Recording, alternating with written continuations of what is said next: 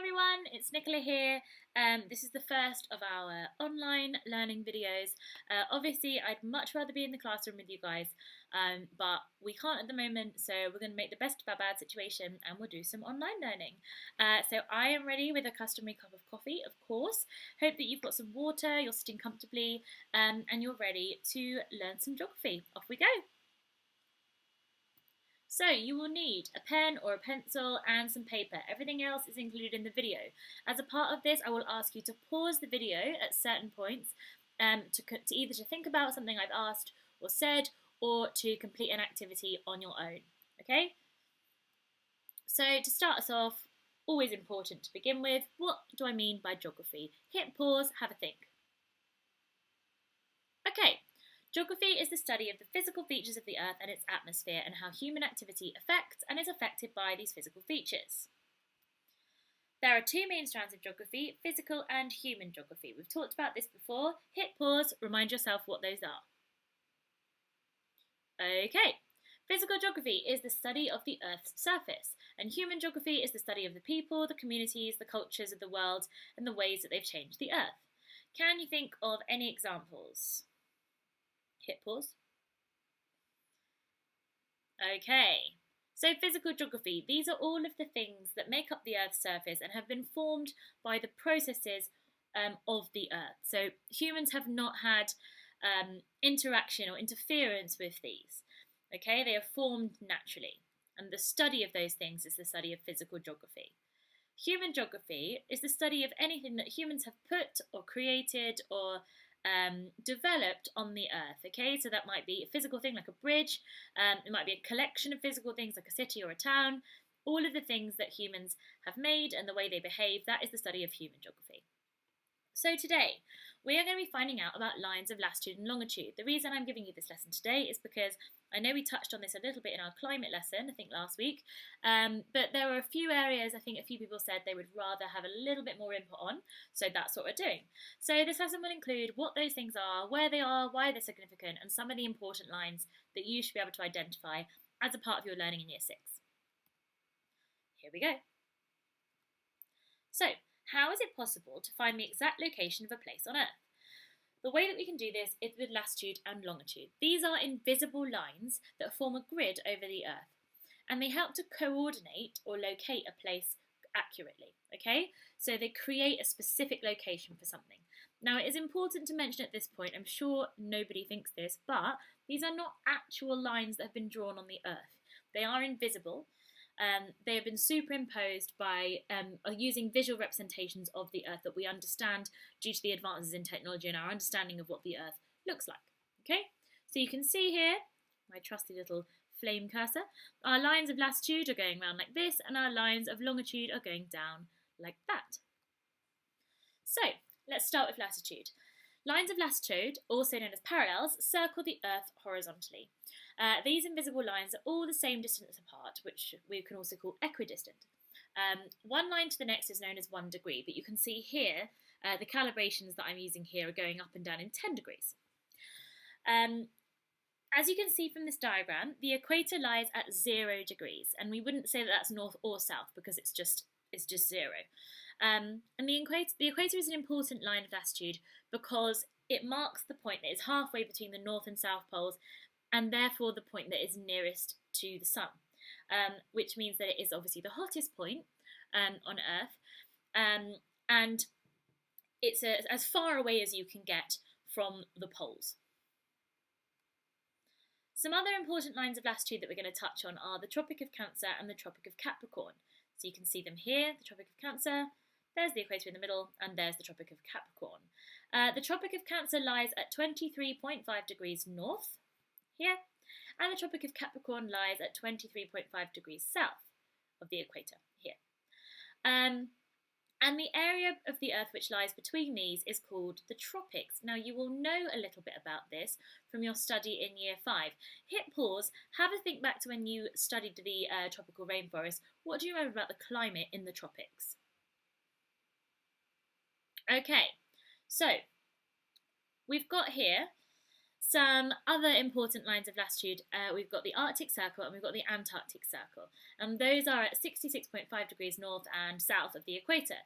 Now, the orange and blue, so the above the Tropic of Cancer and into the Arctic Circle, and then below the Tropic of Capricorn and into the Antarctic Circle, these are areas which have 4 distinct seasons, okay? So we actually live in this orange section here. We have a temperate climate, and we have those 4 seasons: spring, summer, autumn, and winter. And thinking back to what I just asked you, what about in the yellow? What is the climate like in the yellow? Now, hopefully, you'll have remembered there is a wet and a dry season in tropical areas, but there are not 4 distinct seasons like we have. Okay, and that is due to where they're positioned, the heat and the humidity, etc. It's something that you might want to spend a little bit of time looking into further. If it's something that's interesting for you, have a look on GK Find Out, or just hit up Google and just see. Okay, let's imagine the Earth is cut in half. We've got the northern hemisphere, which is everywhere north of the equator, and the southern hemisphere, which is anywhere south of the equator. Okay, so if we cut a sphere in half, we get a hemisphere, and that's what we're looking at when we're talking about the northern and southern hemispheres, okay? Okay, on to longitude. So these are lines which run north and south, and they're known as lines of longitude or meridians of longitude. You might not have heard the word meridian before, but it's an important one, so try and keep it in your mind. They are measured in the same way of lines of latitude, so in degrees, not degrees C or degrees F. We're looking at degrees of location here, so north, south, west and east, okay? So something slightly different to what we've done in maths. The lines of longitude are different from the lines of latitude in the sense that they are not equidistant, they're not equal distances apart. So you can see here that this is wider in terms of kilometres than here, okay? But this is still the same in terms of degrees, okay? Because we know that about from when we're on a circle, that the angle is actually this space here, isn't it? As opposed to the measurement between 2 points, yeah? So it's the turn from here to here as opposed to the measurement of this. So they're not equidistant, a little bit like a Terry's chocolate orange. The prime meridian, or the Greenwich meridian, is a line of longitude which is at 0 degrees. It's just here. We are very lucky because we live in London, so we've heard of the Greenwich meridian, hopefully. It runs through a place in Greenwich, which is in South London. And actually, if you go to the Royal Observatory in Greenwich, then you can see on the floor where they have actually marked the point where the prime meridian line is. Okay, so why is it important that we know about this? So we need to use this information to locate a place. And in order to do that, what we do is we create a coordinate using numbers and letters. And we use degrees to measure those places, okay? So the letters refer to north, south, east and west, and they're shown in capitals. I appreciate this is probably quite a lot of information, so just bear with me. We'll have some practice to see how it goes. So latitude is always given first, okay? So north and south is always given first, which is different to how we look at a graph in maths, okay? So in maths, we go along the corridor up the stairs, we look at the x-axis and then the y-axis. But when we're looking at coordinates on a map, we're actually giving latitude first. So we're giving where it is in terms of how many degrees north or south of the equator it is, before we give where it is in terms of east and west going around the Earth from 0 degrees at the prime meridian, okay? So using this principle, if we wanted to locate Florida, we would say that it has the coordinates 28 degrees north, so we'd be going up 28 degrees. This is obviously not the correct place on this particular globe. And then we'd be going 82 degrees west, so we're going that way, okay? Remember, west is to the left, east is to the right if you're looking at a graph. So I've got here 4 other cities: Edinburgh, Canberra, Yamoussoukro and Madrid, and they've got a set of coordinates each. So on the next slide you will see these places and I want you to spend some time looking for them. So here they are up again in the corner. Hit pause. Can you find out whereabouts those places are on the map? Okay, were you correct? So you can see here Edinburgh is 55 degrees north, so from 0 we've gone up 55 degrees, obviously is approximate because we haven't got all the marks on the calibration here. And it is 3 degrees west, so ever so slightly west of the meridian line.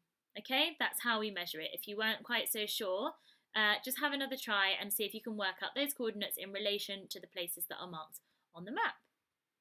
Okay, Your turn to practice. I would like you to spend maybe 15 minutes, 10-15 minutes looking at the coordinates that I've given you to locate which continents and which oceans you would be in if your coordinates are these places, okay? So you can make a list of them. You've got letters A to G for the continents and then A to E for the oceans. So just make a list of them and record the places that you would find. Okay, hit pause, give yourself as long as it takes. Okay, welcome back. Hopefully you will have found the following places. If you are at 20 degrees north and 0 degrees east or west, you are in Africa. If you are at 60 degrees north and 100 degrees east, you're in Asia. If you are at 40 degrees north and 120 degrees west, you are in North America. If you are at 20 degrees south and 140 degrees east, you're in Australia. If you are at 80 degrees south and 40 degrees east, you're in Antarctica. If you are at 0 degrees north or south, so we're not going up or down, and you're 60 degrees west, all over here, you are in South America. And if you're at 60 degrees north and 20 degrees east, you are in Europe. Then the oceans, 80 degrees south and 160 degrees west, you're around about here in the Southern Ocean. We know that the ocean around Antarctica is the Southern Ocean. Have a check out of the continents and oceans songs on YouTube if you can't remember which one is which. 80 degrees north and 0 degrees east or west is the Arctic Ocean up here. 40 degrees north and 40 degrees west are in the Antarctic. The 20 degrees north, 180 degrees east or west, obviously, because when you would go all the way round, you reach the same place. You're in the Pacific, which has obviously got the Mariana Trench, the deepest in the sea. And if you're at 0 degrees north and south and 80 degrees east, you're in the Indian Ocean. Okay, hope you did well on that. If you didn't get them that time, just rewind a little bit, have another try, and check it out until you get them right. Okay, so using latitude and longitude to locate places. Sat-navs, or satellite navigation systems, to give them their proper name, allow you to input latitude and longitude coordinates instead of an address. So you could have a look on this next time you're in the car or on a phone, and you might be able to see how that works. And they help you to get to your destination just as easily as if you've got the postcode. So if you know the coordinates of a place, that's a way that you can use a sat-nav. So let's have a little think about day and night now that we're thinking about lines of longitude, because this is all tied up with what time it is at different places around the world and whether it is day or night. So let's have a look at this little video.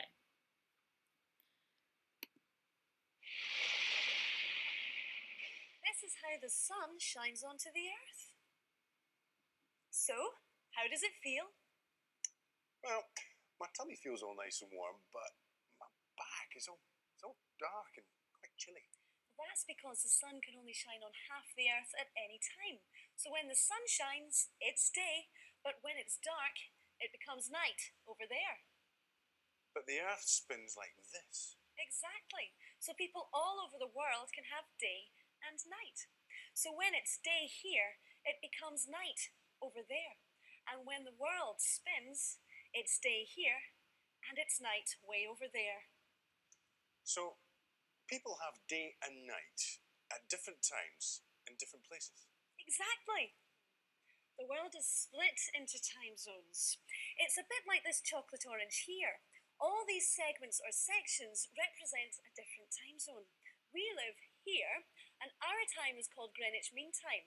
Anywhere which is this side of us is earlier than us, and anywhere to this side of us is later. So, if it's 1 o'clock in Britain here, it's 2 o'clock in Germany and 3 o'clock in Finland. Joanne, I've just eaten Finland. Okay, bet you're glad that I didn't dress up like that for this video.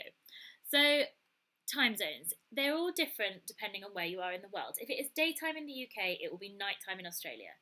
So how it works is that midday is the time when the sun is highest in the sky.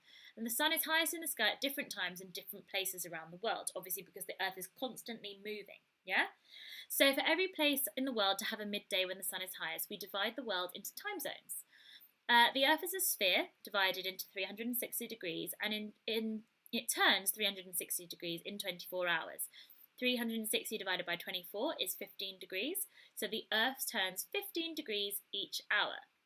The Earth has 24 different time zones, and local time depends on which time zone you are in. So if you've ever been on holiday somewhere and you've had to change your clock, or your clock has changed automatically on your phone, that is because you are no longer in Greenwich Mean Time, which is the time zone that we're in London. So they're all measured from a starting point, and it's lucky for us that that's actually in Greenwich, in England. The point is known as the Greenwich Meridian or the Prime Meridian, and time at this point is known as Greenwich Mean Time or GMT. So you will see sometimes when time is listed that it will be 12 o'clock GMT, and that means that it is based on Greenwich Mean Time. Okay? The Eastern Time Zone in the United States is known as GMT minus 5 hours, and that means that when it's noon in the east of the USA, it's 5 p.m. in Greenwich, because they are 5 hours behind us. That's what the minus means, okay? So if they were plus, it would mean they were ahead. The International Date Line, or the IDL, is another invisible line located on the opposite side of the planet from the Greenwich Observatory, okay? So this marks when a new calendar date is started. So, for example, when it's 12 noon in Greenwich, countries passing the International Date Line, so countries that are 12 hours plus in time, they're moving into tomorrow. Yeah? So that obviously impacts on, if you think about New Year's Eve, you'll have family we might have seen on the TV, people in maybe New Zealand or Australia are celebrating Happy New Year before we are in the UK, because they are ahead of us in time. So they've crossed over the international date line. They are in a new calendar date, okay? So have a quick practice. Using the 24-hour clock, what time is it in these places if it is 12 o'clock noon in Greenwich? You've got the plus or minus times here. Hit pause, give yourself a go. Okay, here are the answers. It is 12 o'clock in Iceland, because they're in the same time zone as us. In Chile, it's 9 o'clock in the morning. Seattle, 4 in the morning. Ecuador, 7 in the morning. Florida, 7 in the morning. Italy, it's 1 in the afternoon. Madagascar, 3 in the afternoon. Sydney, Australia, is 11 at night. And Japan is 9 at night. Okay, so quick recap. Which are lines of latitude and which are lines of longitude? The way I remember it is latitude is concerned with temperature and climate going north and south, whereas longitude is to do with time, so how long ago it was. Noon, so let's say. Hit pause. Can you sort them out? Okay, check that you got them right. Great work. I'm sure that you did. Okay. So here's some follow-up activities for you to do. What I'd like you to do is go away, maybe watch the video again, then you can carry on doing some research. Make an information poster, page or presentation about time around the world. Think about these questions to help you, okay? So when do we change our clocks in the UK? Is there a way to remember? So these are things that come out to do with time that you might have questions about. Why do we do that? Do you agree with it? How does time change in the UK? Does this change impact the UK World Time Zone? When do we next change our clocks? Do other countries do the same? Which countries celebrate New Year first and why? And any other things that you were thinking about or you're interested in as a result of listening to and watching this video. Okay, so on that note, that is the end of our lesson. So it's goodbye from me, and I hope that you come back soon for more home learning with Nicola.